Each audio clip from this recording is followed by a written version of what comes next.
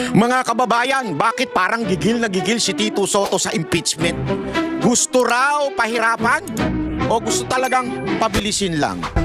Tanong lang po, mas magaling ba ang isang komedyanteng naging artista at politiko kaysa sa 15? Take note, hindi po isa, 15 maestrado ng Supreme Court na nagkaisa sa desisyon. O baka naman may hugot ka, Soto. Baka may pait pa mula sa nakaraang pagkatalo sa halalan. O baka naman may basbas na hinihintay sa taas. Di ba? Sabi niya, hindi na raw siya tatakbo. Oy, kung hindi ka natatakbo, dahil daw sa national, dahil matanda na siya, baka kailangan niya ng blessing. Kayo naman, pag ano siya, i-bless lang siya. Baka kailangan ng magandang retirement ending.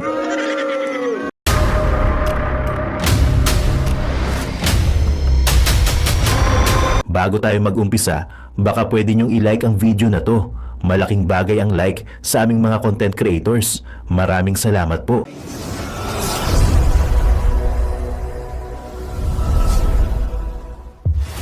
Ngayon, himayin natin, batas ba ang pinaglalaban o personal na agenda ang nakabalot lang sa salitang prinsipyo? Di ba?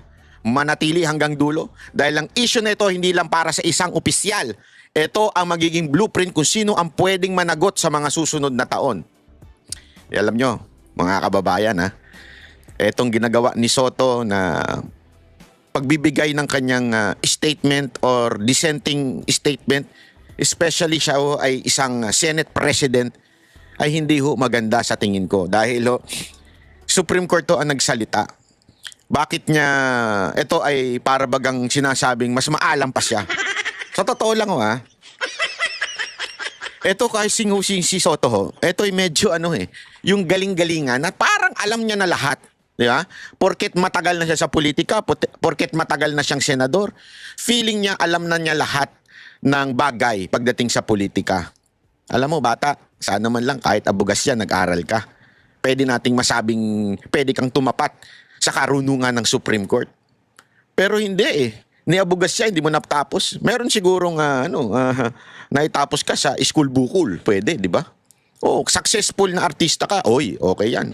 Actually, pagdating sa pag-aartista, magaling ka, maayos, panalo, successful in everything.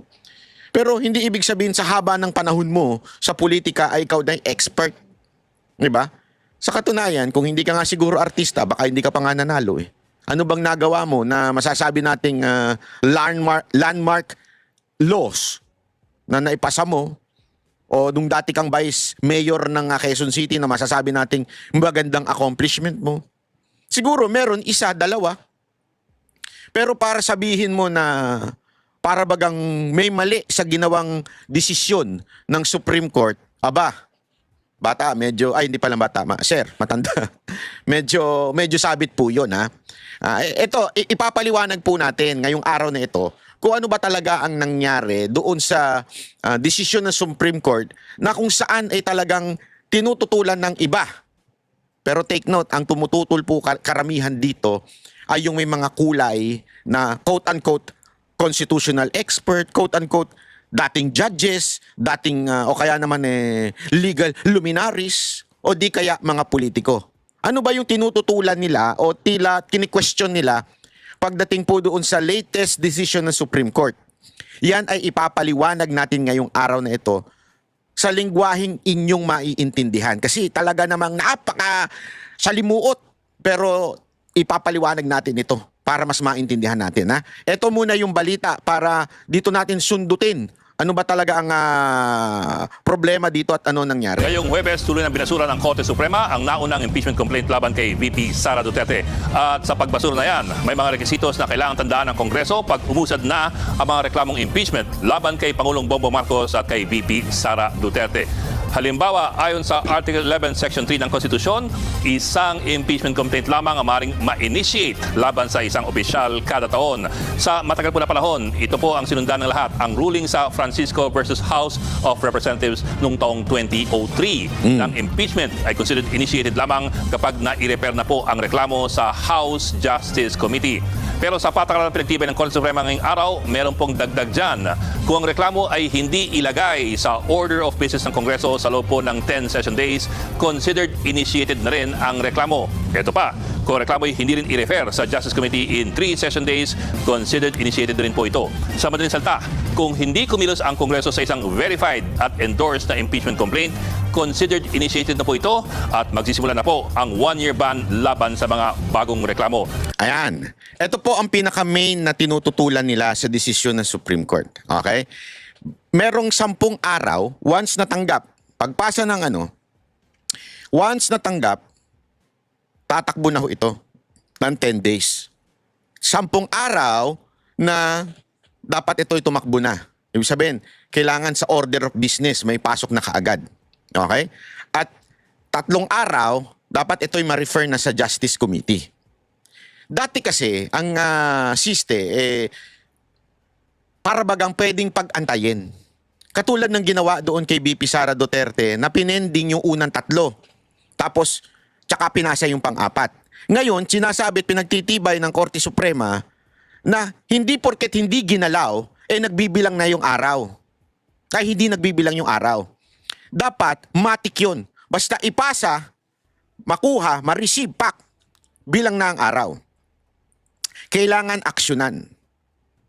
Pag hindi inaksyonan, bilang pa rin yung araw. Ang problema kasi, itong problema sa nangyayari. Katulad nung ginawa noong panahon ng Vice President impeachment. Pinending lang nila, inantay nila yung pang-4. So para bagang sila ang namimili kung ano yung ipapasa o hindi. Which is unfair naman po kung gano'n ang siste. Ang sinasabi ngayon ng ilan, sandali, teka lang. Hindi dapat gano'n. Dapat talaga, kailangan, anuhin kaagad dyan. Antayin muna natin. Di ba? Yun ang sinasabi. Ituloy natin. Wait. Tuloy natin. Dito po sumabit ang 19th Congress. Hindi kasi nirefer sa Justice Committee ang naunang 3 impeachment complaints at sa halip ay nilagay na lamang ito sa archive. Ayon kasi sa Korte Suprema, nire-require ng konstitusyon ng anumang verified impeachment complaint ay kailangan ilagay sa order of business in 10 session days Yawn. at i-refer po sa Justice Committee in 3 session days. Hindi na po ito optional. Walang prerogative ang sinuman sa Kongreso, maging ang Secretary General o ang House Speaker na i-delay ang prosesong ito. Yan kasi ang ginawa nila noon, di ba? Dinribol nila yung first 1, 2, 3, yung first 3 impeachment. Kaya ang inantay nila yung pang-4 na impeachment. Ganon ang ginawa. Hindi daw dapat ganon. Mali yun, sabi ng Supreme Court. Dapat, once na yan, naipasa, may 10 araw. Agad-agad, dapat. Di ba? Ito pa po ang sabi ng Korte Suprema sa issue naman ng due process sa impeachment complaints. Ito naman yung pangalawa. Yung una, kailangan agad-agad. Pag ibinigay, kasi nga, ang iniiwasan ng Korte Suprema, yung ganon, yung ginawa last time, di ba? May nagpasa, hindi dininig, tapos inantay yung pang-4, tsaka dininig. Ngayon, pinagtibay dapat 10 araw, nandito sa order of business, dapat in 3 days, nasa Committee on Justice, kailangan yan, sundin. Hindi pa pwedeng nakaayon doon sa utos ng leader nila. So once binigay, 10 session days bilang. 3 session days naman sa Committee on Justice bilang. Hindi pa pwede yung head ng Committee on Justice i-delay. Hindi pa pwede yung Speaker of the House i-delay. Kailangan yan. I-ano kaagad. Hindi pa pwedeng mamili. Kasi nangyayari, magiging political yan.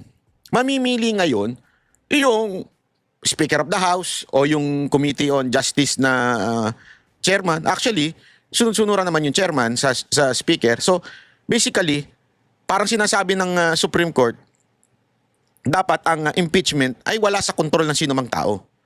Dapat sundin ang rules according doon sa Senate ng rules before pa. Kaya nga sa loob ko, hindi ito bago. Hindi ito bago na sinasabi ni Soto na bago. Ito'y matagal ng rules, hindi lang nasusunod. Diba? Kaya nga ipinagtibay ngayon ng korte. Na sandali, sundin nyo mga animal. wala yung animal. Ito pa yung pangalawa. Pangalawa. Ang impeachment complaint ay pinaghalong legal, political at constitutional procedure. Hindi raw po ito isang purely political procedure. Ibig sabihin, kailangan pa rin daw sundin ang due process. Ano pong kahulugan yan? Sa mismong draft articles of impeachment pa lamang, dapat kalakip na po, pati ang mga ebidensya. At ang ebidensyang ito, dapat sapat na para patunayan na may basehan ang reklamong kinakaharap ng akusado. Hindi lamang po yan, kailangan din na ang mga ebidensyang yan ay ipamahagi sa lahat ng mga miyembro ng Kongreso, lalong-lalo na bago sila magbotohan sa impeachment complaint. Ayan. Ito naman yung pangalawa na nirereklamo na naman ni Soto. Parang pinahihirapan daw na may ma-impeach. Anak ng weteng, oo. Ay, Soto, iba ka talaga. Sorry pero sablay kasi. Following due process, hindi ibig sabihin pinahihirapan ang isang tao na inakusa. Kaya nga nililinaw ng Korte Suprema dito Kailangan hindi pa pwedeng yung complaint. Halimbawa, yung draft complaint. Dapat may ebidensya na. Hindi yung basta ka lang nagbintang. Di ba? Kaya nga dito patas Bakit? Doon sa unang desisyon, parang pumapabor doon sa kay BP Sara Duterte. Pero dito sa hindi pala unang desisyon, doon sa unang punto, dito sa pangalawang punto, tingnan ninyo kailangan yung complaint merong sapat na ebidensya. Ibig sabihin, hindi pala sapat na ebidensya, merong kasamang ebidensya para magkaroon ng substance. Di ba? Nasa rules naman yun. Pangalawa, yung ebidensya, sufficient to prove, di ba? Ayan, charges. Hindi ko lang mabasa, sorry So, pangalawa yun, kailangan ma-prove yung charges, may yung sapat para, ibig sabihin may probable cause, which is, nandun din naman yun dati pa. Pinagtitibay nga Pangatlo, evidence to be made available to all members of Congress. Matagal na rin nasa rules yan. Ang gusto kasi ni Soto, para bagang mamaya, paparinig natin yung interview niya, para bagang sinasabi niya, paano? Ibig sabihin, literal, kailangan, kung hindi may isang pumirma na congressman, hindi may papasa? Ala ka Soto, pambihira ka, oo. Ang importante dito, nabigyan ng kopya yung mga congressman. Nabigyan, na-receive. Doon sa opisina, receive. Na-receive mo Kasalanan mo kung hindi mo binasa. Ito si Soto. Dapat ako na lang nag-senador kaysa sa'yo. Sorry Hindi, biro lang. Kasi yan mamaya, papakita ko sa inyo yung kanyang argumento na sablay. Yun lang, may ilan ang pumalag sa mga bagong patakaran. Halimbawa, ayon po kay Atty. Rene Sarmiento na isang delegado ng 1987 Constitutional Convention, bagamat nirespeto nila ang desisyon ng Korte Suprema, ito raw po ay judicial overreach. Ang pagpataw raw ng mga bagong rekisitos na wala sa konstitusyon ay katumbas raw ng judicial amendment to the Constitution. Dahil mas pinapahirapan daw ang impeachment process, hindi na raw maituturing na weapon of accountability ang proseso ng impeachment. Alam niyo mga kababayan, hindi naman na to hindi na ito hindi po ito bago. Yun hindi ko magets Ano sinasabi ninyong bago? Hindi po ito bago. Lahat po ito pinagtalunan nung nakaraan at pinoint out pa nga nila Marcoleta ito Yung rules na kailangan dumaan sa due process, kailangan dalhin sa Committee on Justice at kailangan may kopya ang bawat isa. Paano maa-aprobahan? Paano boboto ang tao, ang mga congressman? Kung wala silang kopya, gusto nyo paspasan. Tingnan nyo yung reasoning ni Soto Ito, pakinggan natin. Tingnan ninyo. It's nothing short of a judicial legislation. Binago yung Parang sabi niya, hindi, amin ito Judicial, ito. Ako para sa akin, napakalabo nun. Hindi pa pwede. Kasi merong Supreme Court Merong justice system sa atin. Sila ang mag-i-interpret ng konstitusyon. Ngayon, tanong, ang impeachment ba ay nasa konstitusyon? Di ba? Oo. So dapat sila magsasabi, ito ang interpretasyon niyan. Hindi kayo. Kayo gumagawa. Kasi para baga sinasabi ni Soto dito, parang gumawa ng bagong rules itong Supreme Court. Hindi luma na ito. Kaya nga kung titignan ninyo yung decision ng Supreme Court, na andun naman yung mga article na pinagbasihan ng kanilang desisyon. Di ba? Tuloy. Inamend ang Constitution sa pananaw ko. Okay, let me place this on record muna. So far, as of last night, I've seen snippets of the decision. I have not read it fully, but hinanap mo kagad yung mga punto na dating pinag-uusapan natin kasi. So yung mga sabi ko snippets so far. Apparently, they did not directly correct in this decision some of the errors or the factual errors in the past decision. Hindi nila binanggit dito or hindi nila kinorek. So it stands therefore yung mga factual errors na yun. And then yun nga, binago binago nila yung parang nilang binago yung mode ng pag-i-impeach. Mas mahirap, humirap na ngayon. Dati nga madali sapagkat yan talaga nilagay sa konstitusyon niya ng mga gumawa ng konstitusyon, lalo na yung option 3 na tinatawag nilang option 2 na 1/3 signatures lang, forward na kagad. Hindi ba dati nga prayer lang, forward na di ba? Sapagkat meron ng 1/3 na nakapirme. Because kaya nilagay yan para sa isang opisyal, impeachable officer na hindi ginagawa ang trabaho niya o merong maling ginagawa sa trabaho niya o nakakaperwisyo sa bansa, nakakaperwisyo sa ginagawa niya para sa tao, ay pwede. Ganito pa rin kaya ang tono ni Soto kung kay BBM na. Kasi parang sinasabi niya, gina-justify niya yung dating mabilisang impeachment ni, I think it was ERAP at that time yung mabilis na impeachment na sa tingin ng Supreme Court at this moment, kasi ito, babasahin ko sa inyo. Ito yung sinabi ng Supreme Court. Una, no impeachment proceeding shall be initiated against the same official more than twice and within a period of 1 year. So, nililinaw yon, diba? Isang beses ka lang pwedeng ireklamo sa impeachment kada taon. Bawal ang paulit-ulit. Matagal na yan. Pangalawa, nagsisimula ang kahit hindi pa na-refer, basta na-file na at hindi ginalaw ng tamang oras, pwede na rin ituring na nagsimula na. Kasi ang problema dito, bakit ganon? Kasi nga ang nangyayari, pinipending. Katulad ng ginawa nito nakaraan, di ba? So, merong pinanggalingan nito, yung 1987 Constitution, no impeachment proceeding shall be initiated. Hindi nito sinasabi kung kailan eksaktong nagsisimula, kaya nagkaroon ng interpretasyon. So, ininterpret ngayon ng Supreme Court dahil sila po ang nag-i-interpret. Bakit nila ginawa yon? May jurisprudence. Okay? Pinakikilala yung Francisco versus House of Representatives. Doon, unang nilinaw na ang initiation ay nangyayari kapag na-refer sa House Justice Committee and Verified Complaint. Sa mga sumunod na desisyon at interpretasyon, pinalawak ang konsepto na kahit hindi agad na-refer, basta na-file at hindi inaksyonan ng naaayon, maaari pa rin ituring na initiated para umandar ang 1-year ban. Ibig sabihin, Korte Suprema ang nag-define ng initiation, hindi ang mismong konstitusyon. Kasi again, wala po ito sa konstitusyon. So ano ibig sabihin? Alam nyo, sa batas daw kasi, na pinaliwanag sa akin ito, na hindi pa pwedeng mag-imbento ang kung sino man at mag-interpret nito kung wala sa konstitusyon. At ang maaari lamang po mag-interpret nito ay walang iba kundi ang Korte Suprema. Napaka-importante nun. Kaya nga, sinasabi dito, yung initiation, nagsisimula basta natanggap na. Kasi nga, paano nga naman kung okay, natanggap pero hindi i-refer? Di ba? So, kaya nga meron ding merong yung sinasabing 10 session days and 3 session days. Sabi nga, napakaano kasi, eto ang konstitusyon nagsasabing isang impeachment lang kada taon. Ang Supreme Court, sila ang nagpapaliwanag kung kailan nagsisimula ang impeachment. Ang House Rule, sila ang naglagay ng bilang ng araw kung kailan dapat kumilos ang Kongreso. Kaya nga, mga kababayan, kung magkakaroon ng problema dito, sino ba ang tatakbuhan natin sa interpretasyon ng batas ng konstitusyon? Walang iba kung hindi Korte Suprema. Sila po, hindi si Soto. Nauna sa lahat, di nga abogado. Diba? Hindi ho pwedeng Kaya nga, sinusunod lang at sinasabi lang ng Korte Suprema yung 10 days at 3 days na mismong House Rules ang nagsabi. Bakit kayo nagre-reklamo? Diba? Madaling alisin. Hindi pwede magtagal. Kaya nilagay yun doon Ito gustong-gustong alisin. Ba kailangan daw, kaya daw dapat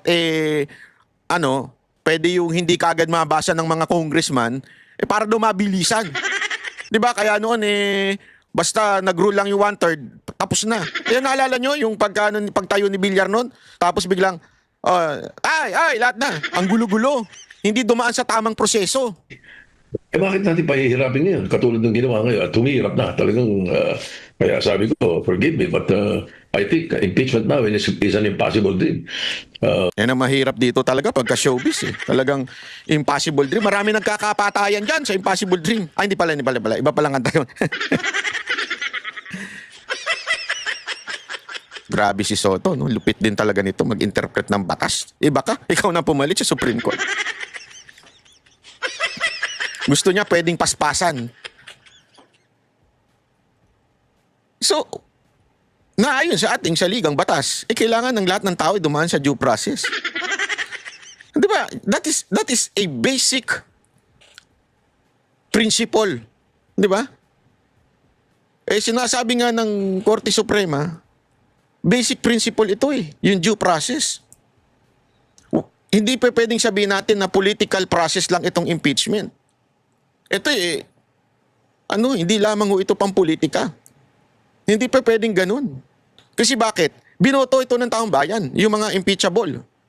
Not all, but kasi impeachable din ng Korte Suprema. Di ba? So ibig lang sabihin nito, ayaw mo na due process kasi pinatatagal. Aba? Pakibura na sa konstitusyon natin yan. Ikulong na natin lahat ng pinaghihinalaan nating kriminal. Basta hindi mo kursunada, kalaban mo sa politika, di ipa-impeach na kagad natin. Huwag na natin padaanin sa due process. Anong klaseng? Gumawa pa tayo ng batas. Parang hindi ito mambabatas Gumawa pa tayo ng batas kung hindi rin naman natin padadaanin sa due process. Anong klaseng, sorry pero parang masyado namang wala ata sa hulog itong binibitawan ni Soto. Ewan ko parang...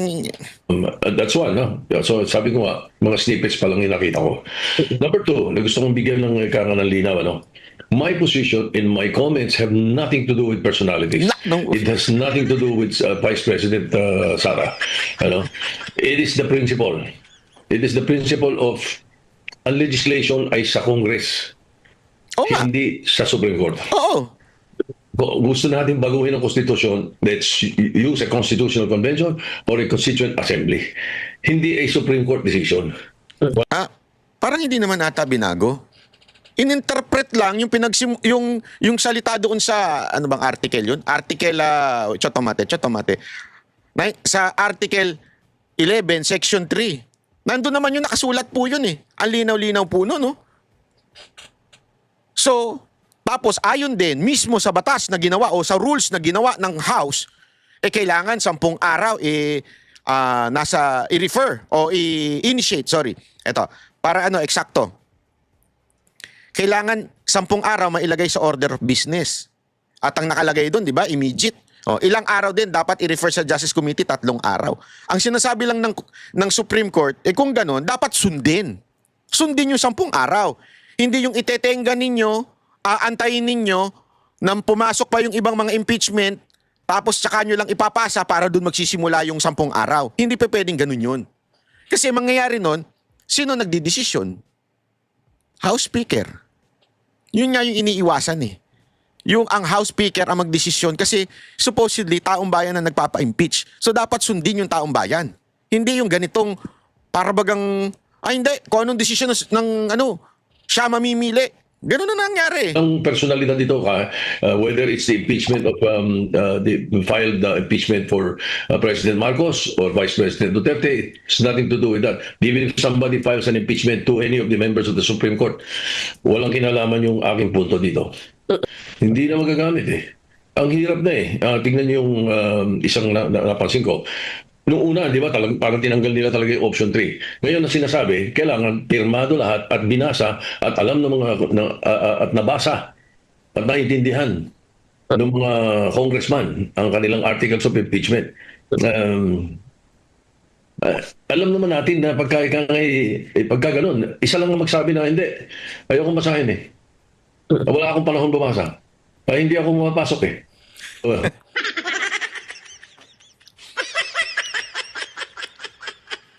Alam mo, masyado ka kasing OA, Soto. Sa totoo lang, masyadong OA yung interpretasyon mo na yan na kailangan mabasa. Oo, tama naman, kailangan mabasa ng lahat. Pero responsibilidad na ngayon nung congressman, kung sakaling dinala sa opisina niya, ni-receive doon, kasi may ganun tayo eh.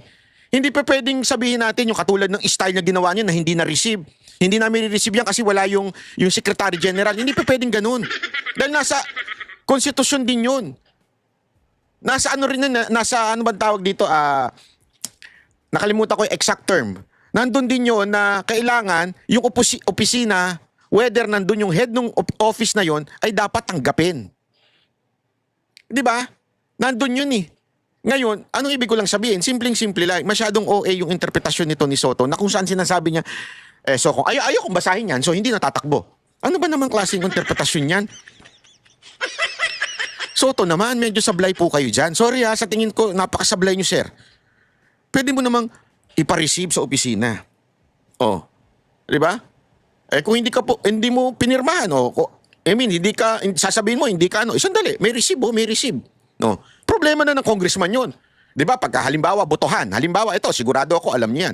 Hindi porket hindi pumunta yung tao, ibig sabihin, ano muna siya, wala siyang boto. O sabihin na nating abstain, pero boto pa rin yun. Di ba? Boto pa rin masasabi mo yung abstain. Kahit absent ka. Hindi pa pwedeng dahilan yun. Hindi, antayin nyo muna ako ha. Antayin nyo muna akong bumoto bago mag-proceed yan. Soto naman, ang tagal mo na dyan. Pambira ka naman. Di ba? Ang tagal mo na dyan, para bagang basta lang interpret mo. Kasi ganito.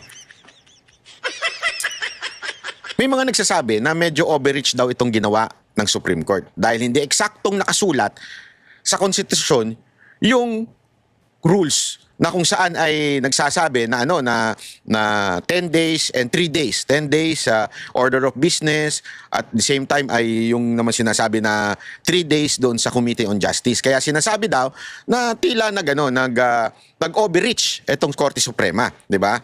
Sa legal na pananaw, hindi sila gumagawa ng bagong batas. Kung hindi nililinaw kung papaano ipatupad ang nakasulat na prinsipyo. Iyan ang ating maintindihan, ha? Kasi isa pang sinasabi doon, ang mga detalyeng iyon ay lumalabas na interpretasyon ng korte at sa rules ng Congress, kaya may ilan nagsasabing parang dinadagdagan ang saligang batas. Hindi po, kasi sabi nga, di ba, trabaho talaga ng Korte Suprema ang mag-interpret ng konstitusyon. Kapag may malabong bahagi o may banggaan na rules, kailangan i-interpret po. Ang meron lamang pong kapangyarihan para i-interpret yan ay Korte Suprema. So ibig sabihin, hindi ho sila gumagawa ng batas. Nililinaw lang nila kung paano ito ipatupad.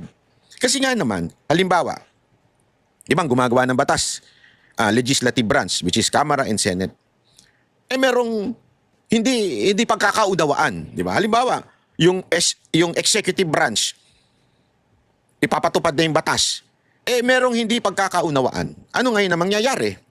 Tatakbo ngayon sa korte. Because the judicial branch will be the one to interpret the law.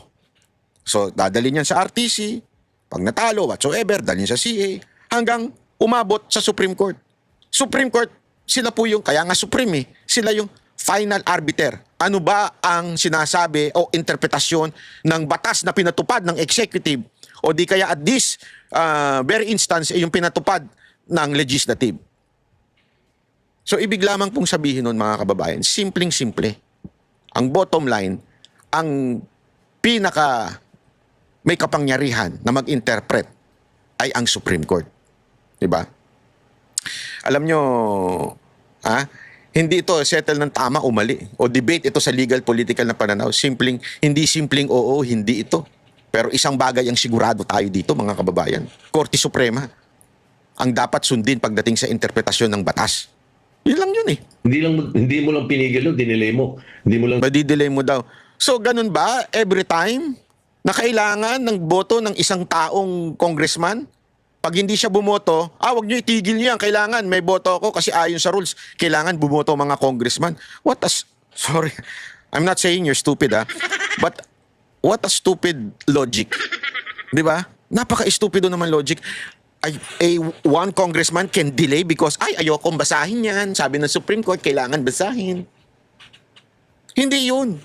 Sir, Senator, ano ba naman yung klaseng ganyan? Pananaw mo? Nakakadismaya ka, sir, Medyo pasok po uli kayo sa school bukol, baka medyo pwede nyo matutunan yan. nila pinigil mo na talaga ang impeachment pagka ganyan. I have read some of the comments of the legal luminaries. Talagang wow, ibang klase to. In other words, ako bottom line, ayaw na nila may impeachment sa Pilipinas. Wow! Yan ang itsura nitong decision na ginawa ng Supreme Court. What we can do is meet with them. I mean, Congress, the House of Representatives. Okay. Usapan namin yan. Yan. Pag-usapan nyo ni Romualdez. Kung ano bang next step nyo. Pag-usapan ninyo. Ha? Kasi yung plano ninyo hindi na matuloy. Kasi ang nakikita ko na outright solution dito, which could not be called outright, palitan na natin konstitusyon. Yung patay, lalo na. Palitan na. Oh my golly. Dapat talaga mapalitan ikaw. Hindi yung konstitusyon. Ikaw ang dapat palitan. So gusto mong palitan yung konstitusyon dahil lang dito sa ginawa ng Supreme Court. Pambihira ka, oo. Galing mo suggest. Ako, suggestion ko ikaw ang palitan para matapos na ang hirap ng mga Pilipino sa iyo. Sa totoo lang, ikaw dapat ang mapalitan. Nahihirapan na yung Pilipino sa iyo sa mga style mong ganyan Ha? Ikaw na ang palitan, sir. Baguhin na natin. Pagka ganyan, pagkatapos marahil yung Constituent Assembly makakagalaw dyan or maghihintay tayo decades. Bakit? Kailangan ma-retire na muna itong mga Supreme Court Justices na to para magbago kaisipan kasi unanimous, wala man lang dissenting opinion, wala. Hindi ka man lang nagtaka. Hindi ka man lang nagtaka. Walang dissenting opinion. Huwag mo sabihin mga Duterte supporter itong mga Supreme Court Justices, ha? Alam natin, merong mga hindi dyan in-appoint ni Pangulong Duterte. Meron nga dyan yung talagang nakakalaban pa pagdating sa mga opinion Di ba? Oh. Bakit silang lahat pare-pareho ng desisyon? Unanimous ito. Tapos ikaw, sabihin mo, dapat mapalitan na silang lahat, decades daw. Magdilang anghel ka, ika nga, sabi nila, pero ikaw ang mapalitan. Huwag na sanang umabot ng decades. Maawa naman kayo sa Pilipinas kung ito pa rin ang iboboto nyo senador. Ito ang senador na paganong-ganon Silang dalawa ni Soto, pansinin nyo sa kasaysayan ng Pilipinas, paganong-ganon to. Kung sino nakaupo, sip-sip sila. Ha? Hindi talaga para sa bayan. Ito yung mga senador na alam mong may agenda. Ilang beses tumakbo itong mga ito, talo na naman Ibig sabihin ayaw sa kanila ng taong bayan Di ba? Ayaw sa kanila ng taong bayan. Ewan ko ba? Bakit nananalo pa itong mga bakit pa tumatakbo itong senador at nananalo? Wag din na kasi yung patakbuhin nito na panalo sa Senado. Man lang opinion, otherwise na meron sinabi na ganito, kaya ako bumoto, explanation, wala man lang So, nakakapagtaka Na talaga magtaka ka, ibig sabihin, sablay ka talaga. Mantakin mo. Nagkasundo lahat ng ng Supreme Court. Tapos sasabihin mo ngayon na mas maalam ka pa. It will take years. Mga retirement bago tayo sana makakilos at mailagay natin uli sa lugar sa konstitusyon natin. Kung hindi nila ako ayoko ng konkon, ayoko ng Constituent Assembly, pero pag gaganyan ang usapan, payag na ako. Grabe, no? Desperado na talaga. Desperado na talaga siya. Naku po, alam nyo mga kababayan, ewan ko feeling ko talaga itong mga ganitong style nito nakakasira ho talaga sa ating bayan. Hindi ho kasi parang dahil lang sa gusto nyo talagang mawala si VP Sara Duterte, kailangan na nating baguhin ang konstitusyon. Ano to? Bendalo? Meron palang bagong membro ang Bendalo Ha? May bagong membro ang Bendalo. At yan po ay si Senate President Soto. Ay nako, alam nyo mga kababayan, tayo ay mag-isip-isip kung tama pa ba yung mga ganitong klaseng mga politiko ang nasa ating bayan. Kasi napaka-importante na magbigay ng magandang statement itong si Soto kasi Senate President siya. Ayaw natin ng constitutional crisis among branches of government. And it is very clear that the Supreme Court is the one interpreting the law. As a matter of fact, when they decide, di ba, pinag-aaralan niya ng lahat ng abogado, yung jurisprudence, ginagamit yan bilang pangbanat o panghirit sa Korte Suprema, sa Korte. Bakit? Sasabihin nila, the decision between Banat Bay and blah blah blah. The decision of the Supreme Court Banat Bay, ganyan-ganyan. O, ito sinabi noon. Kaya ito dapat ang maipatupad ngayon. Ginagamit yan. Ibig sabihin, pag decision ng Supreme Court, batas yan. Yan ang interpretasyon ng batas. Alam mo, hindi ako abogado, pero naituro naman sa akin yan. Hindi ko maintindihan ba't di naituro kay Soto yan, na senador. Mantakin mo, batas ha. Ang mag-i-interpret siya. Ang linaw eh. Kaya nga nag-motion eh. Di ba nag-motion yung camera? Parang sinasabi, sandali, hindi ganyan. Parang, ito, dapat ganito. Ibig sabihin, nagbibigay sila ng motion nila, ito. O ngayon, sino magja-judge? Supreme Court. At, ito lahat sila. Same judgment. Tangina, kaya nga judge eh. Kakarindi.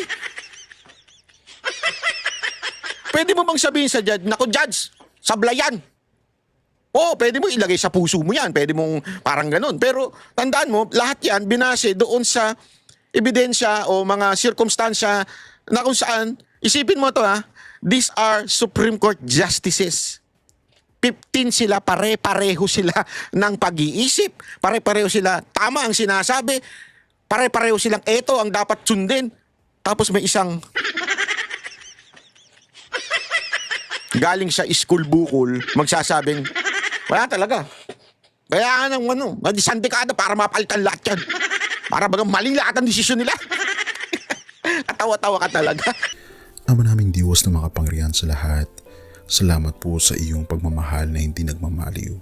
Sa gitna ng kaguluhan sa aming bansa, turuan niyo po kaming magtiwala sa iyong hustisya at hindi sa hustisya ng tao. Linisin niyo po ang aming mga puso at ituro niyo po ang tamang daan ng katotohanan at pag-ibig. Tulungan niyo po kaming maging ilaw sa gitna ng dilim at ipakita sa mundo na may pag-asa pa sa pangalan ng aming Panginoon Hesus. Salamat po sa pag-ibig po ninyo at salamat sa pagdinig ng aming mga panalangin at iligtas niyo po kami. Sa pangalawa po ninyong pagparito at patawarin po kami sa lahat ng aming mga pagkukulang at pagkakasala sapagkat ito po ang aming samutiling sa matamis na pangalan ng aming Panginoon Hesus. Amen. Sa lumang silid, mag-isa kang tahimik. Walang kamera, palakpak ay wala na. Ngunit sa bawat pader ng bayang iniwan mo, may pangalan mong di na mabubura.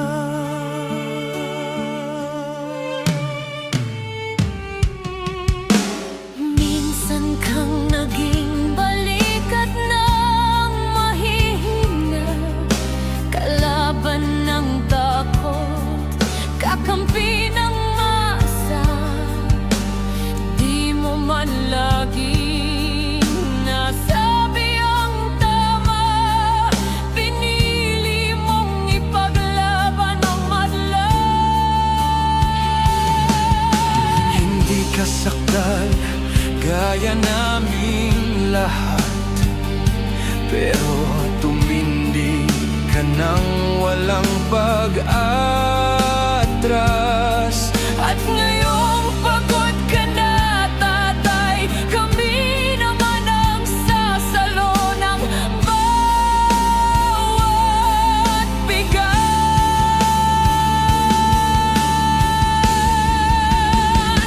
Hanggang sa dulo, ikaw ay mahal. Kahit papagod na ang iyong katawan, tatay, salamat sa iyong paglaban. Ngayon, kami naman hanggang sa dulo. Di ka namin iiwan. Ang kwento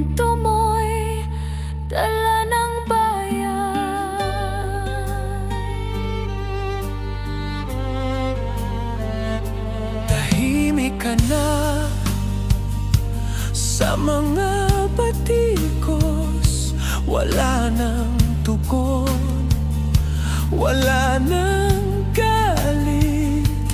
Pero sa mata ng mga maralita, naroon pa rin ang tapat mong alaala. Marami mang di nakaintindi, marami pa rin ang di nakakalimot. At ngayong wala ka ng kapangyarihan, tatay, Ang magtatanggol sa'yo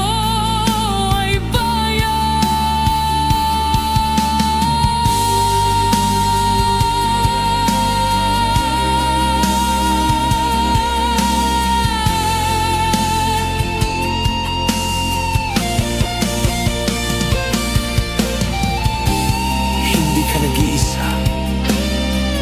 Kahit ngayon.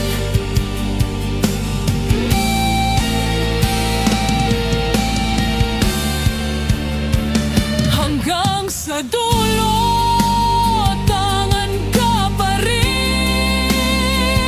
Sa puso ng batang minsan mong pinakain. Hanggang sa dulo, di ka nag-iisa. Ang dasal ng bayan ay sa'yo pa rin. Katay kami naman ang lalaban sa ngalan mo, sa alaala mo. Hanggang sa dulo. Dalangin ka ng puso ng masa.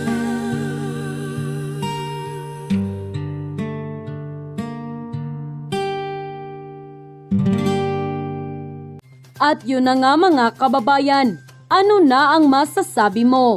Kung mayroon kayong hinaingat komento patungkol sa balitang ito, please comment down below. Pag-uusapan natin yan sa comment section. At kung nagustuhan nyo ang video, ay huwag kalimutang mag-like at i-share na din para mas marami pang makaalam at umabot ito sa marami sa ating mga kababayan. Maraming salamat po. Mabuti pa ang sardinas, may label. Eh tayo, wala. Oo nga pala. Nay, ito na yung bayad ko sa isa, ano? O, kunin mo yung isa. Isa muna, iyan, no? Tapos, isa pa, di ba? 4 dapat na sardinas, eh. O, yan. 3 na. Pang-4 na sardinas. O, okay na.